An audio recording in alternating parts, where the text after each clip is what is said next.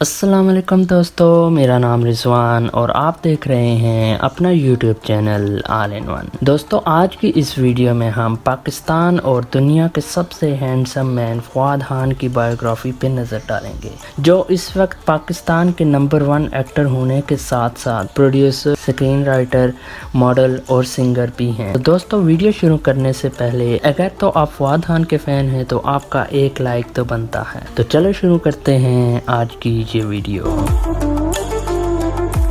Subscribe کیجئے میرے YouTube channel کو اور ساتھ ہی ساتھ بیل آئیکن کو بھی پریس کر دیجئے سب سے پہلے انفارمیٹیو ویڈیو دیکھنے کے لیے۔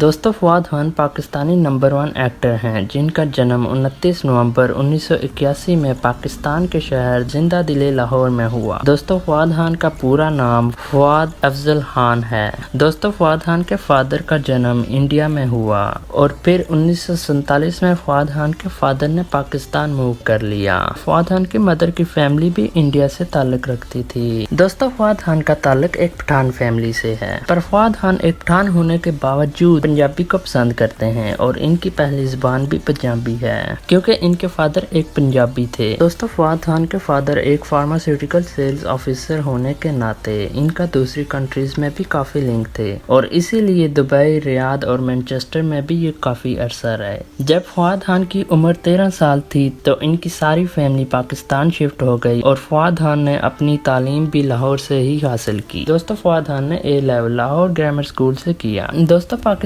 کے فیمس ایکٹر فواد خان نے سافٹ ویئر انجینئرنگ کی ڈگری بھی کر رکھی ہے۔ فواد خان نے سافٹ ویئر انجینئرنگ کی degree national university of Lahore سے کی اور فواد خان کا کہنا ہے کہ ان کو پروگرامنگ کی جاب نہ مل سکی اور انہوں نے ایکٹنگ سٹارٹ کر دی۔ انہوں نے انڈیا میں ایک انٹرویو میں یہ بھی کہا تھا کہ مارکیٹنگ کی جاب ڈھونڈنے میں بھی ناکام ہو گیا تھا اور پھر انہوں نے گٹار، بیس اینڈ ڈرم بجانا شروع کر دیا۔ دوستو، 1994 سے لے کر 2000 تک پاکستان میں 2 ہی بینڈز ایکٹنگ کرتے تھے، ایک فواد خان اور دوسرا احمد علی بٹ۔ اس کے بعد انہوں نے بینڈز کے اور بھی بہت سے پروجیکٹس پہ کام کیا جس میں کوک اسٹوڈیو بھی شامل ہے۔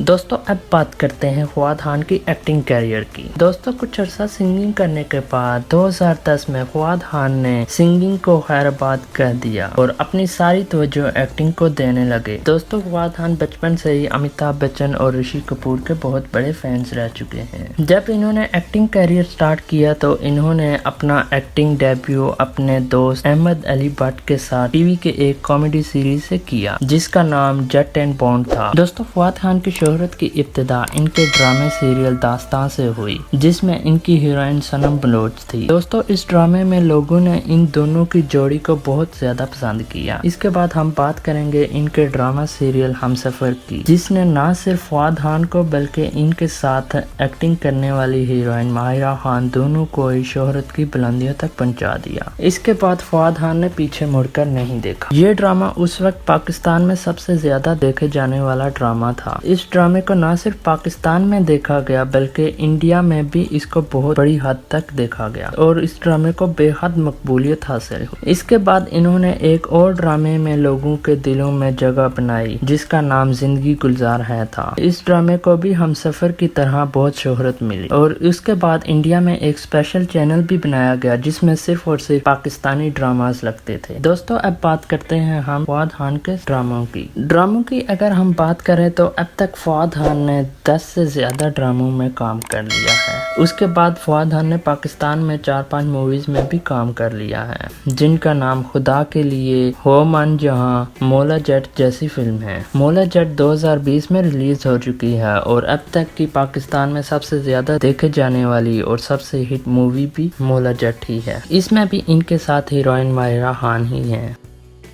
دوستو، اب باری ہے فواد خان کے اپ کمنگ پروجیکٹس کی۔ دوستو، فواد خان کی آنے والی موویز میں بیلا راہی اور فیصل قریشی کی ایک comedy film money back guarantee بھی شامل ہیں اور اس کے علاوہ آن بھی ان کی مووی جو انہوں نے سائن کر رکھی ہے جو کہ کچھ ہی عرصے میں ریلیز ہو جائیں گی، جن کا لوگوں کو بے صبری سے انتظار ہے۔